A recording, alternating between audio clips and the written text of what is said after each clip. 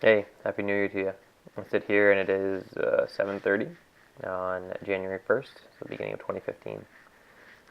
And the last 3 or 4 days I've been thinking, as I've seen even a few people go back to work a couple days ago on Monday and complain about it, and I've been thinking about their stance of, Ugh Monday. It's not a bad thing.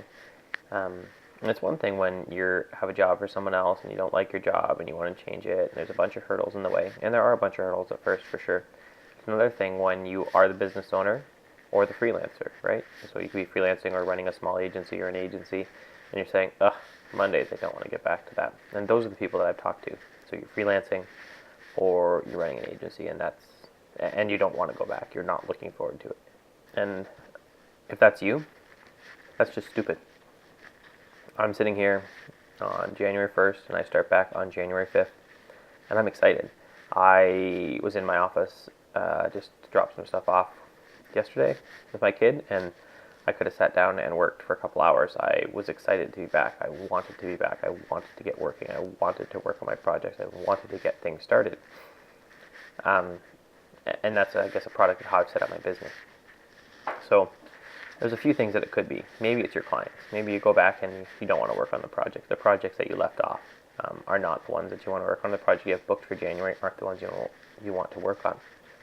And what you need to do is get better ones. You need to define your ideal client. You need to decide where they're going to be, or figure out where they're going to be online, where they're going to be in the real world, and start marketing to them. Marketing in the language that they speak in, not the language of your peers, but in the language that they speak. And you need to define what better means. Like I said, define your ideal client. That's your first step. Maybe it's the money. Maybe you're just barely scraping by, and so it feels like it's this huge labor all the time. And it's easy enough to say raise your rates, but I don't say just raise your rates. You need to raise the value you're providing to the client. You need to provide them more value and then raise your rates because you are worth more, because you're actually worth more, not just to raise your rates for some unknown reason. And you need to learn about pricing. So go read The Price is Right by Chris Lemma, which I've recommended a bunch of times. I'll put a link for that in the show notes as well.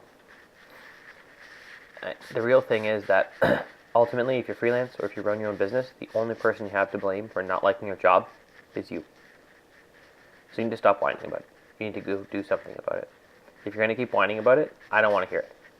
So that's honestly it. I don't want to hear it. If you're not going to take some action, then just learn to live with it. Those are really your options, I guess. Either start taking actions to start liking your job, or learn to live with it. Because just complaining all the time makes you a drain on everyone else's resources. So it's time to put some plans into action. If you're not sure what to put the plans into action, you can get a hold of me on Clarity. You can find the link on my site at curtismchale.ca for a short call, or if you're interested in some longer-term coaching, I'm also available for that. You can find the contact information for that on my site at curtismchale.ca. Have a good one. Good luck in 2015.